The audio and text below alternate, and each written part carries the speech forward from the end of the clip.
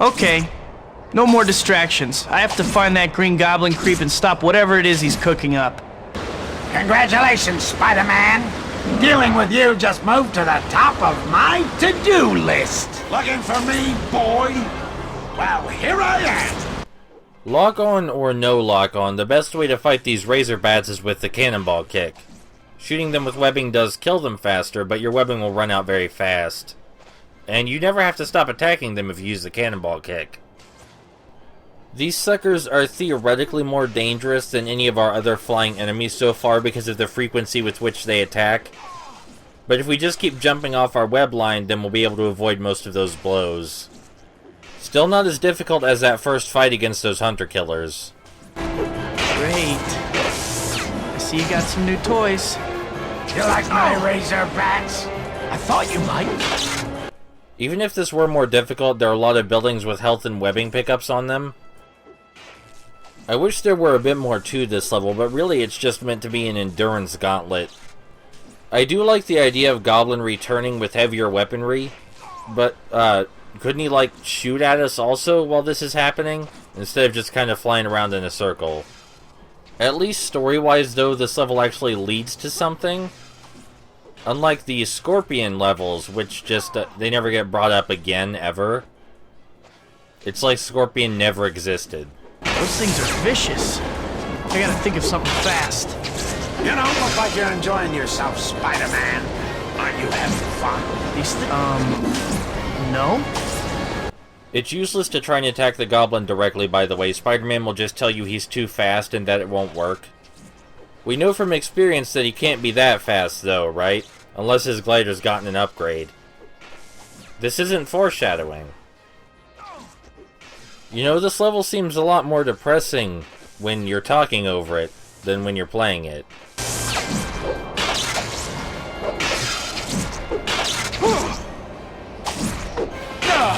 You don't get off that easy. I'm getting torn to pieces. I have to get away from these things. I think I saw a construction site around here. There's gotta be somewhere there I can hide. Running away? I'm not done with you yet. That's what I'm afraid of. I know there's a hiding spot somewhere around here. Oh! All right, boy. I'll leave you to lick your wounds for now. I have other matters to attend to. We'll finish this next time.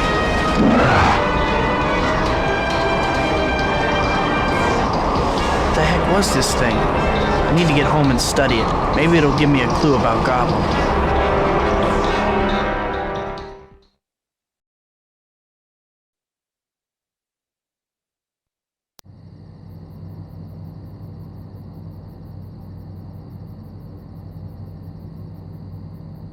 Whoever this green goblin is, he seems to be working for Oscorp. Murder and corporate sabotage. Harry would be devastated if he found out his dad was involved. I have to get to the bottom of this, and that means an unannounced visit to Oscorp.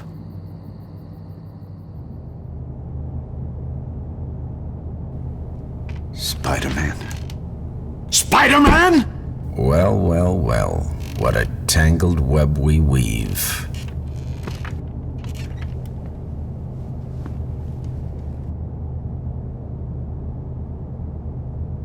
It seems I have a date tonight. Breaking and entering isn't usually my thing, but I don't have a choice right now.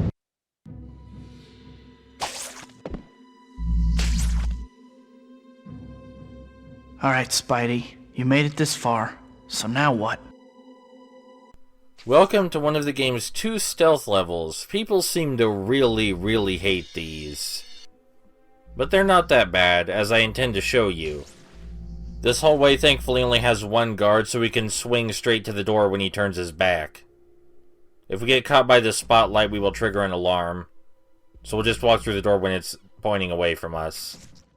Pretty easy so far. Now let's see. Harry told me a bit about Oscorp's security measures. I am so sick of these double shit. Getting through that big blast door is going to be a real trick. It requires a special code to open it. Harry said that no one person has the whole code. Hopefully I can find the pieces on some of the computers around here. Well, I better get started. Alright, the most important thing to remember about these levels is that no one can see you on the ceiling. No one. Not even if you're moving while they're walking right next to you.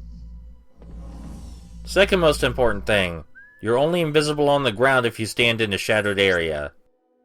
So we're just gonna stay off the ground. I wonder what's for dinner tonight. This is only 1/5 of the total passcode. I'll need to find 4 more pieces. That cubicle area we just passed had one guy patrolling up and down it, and there's also a guy patrolling this hallway. But just like the fellow in the cubicle area, he won't see us as long as we stay on the ceiling, even if our spider sense says he will. After crawling enough, we'll see another area with more cubicles in it, which of course means more computers. And all of the passcodes are on computers in cubicles in this level. You don't have to look anywhere super special. The trickiest part of the level is making sure the guards don't see you while you're extracting the data from the computers, because then they'll turn on an alarm and super soldiers will come out to shoot you with missiles. There's only one guard per office space, and they have very simple patterns that are easy to pick up on if you watch them for just a minute or so. 2 down, 3 more to go. Even if you do flub up and get the guard's pattern wrong, you can turn the computer back off and zip back up while they're headed your way, so that way you won't get caught. You do of course have to wait for the bar to fill all the way up before you get the piece of passcode. But it's really not that long.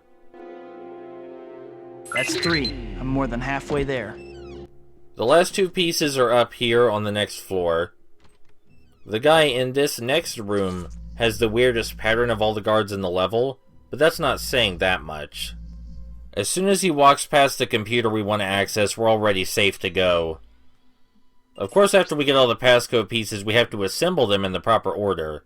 Just need 1 more. Can't get caught now. Man, it's cold in here. I mean, that's not true. We could get caught now. The level wouldn't end. It would just be a very undesirable course of events. With the missiles and the death and all that.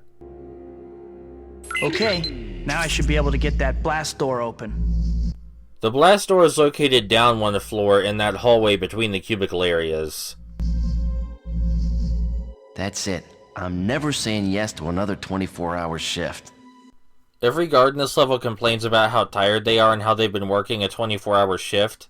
That seems kinda weird. Why wouldn't Oscorp have a normal night staff? Like, Oscorp isn't a new company, so there's no excuse for every night guard to complain about working 24-hour shifts. Look at me complaining about extra character dialogue when there are so much bigger problems with the story in this game.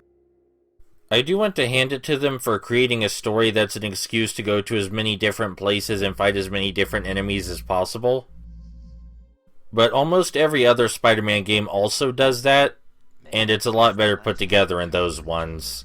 Here's that blast door. We have to wait for the light to pass. And then we walk in here, we have to put the pieces together in order. Let's see if I can figure this out. You just look at the way the lines connect or put them together in according with their color coding.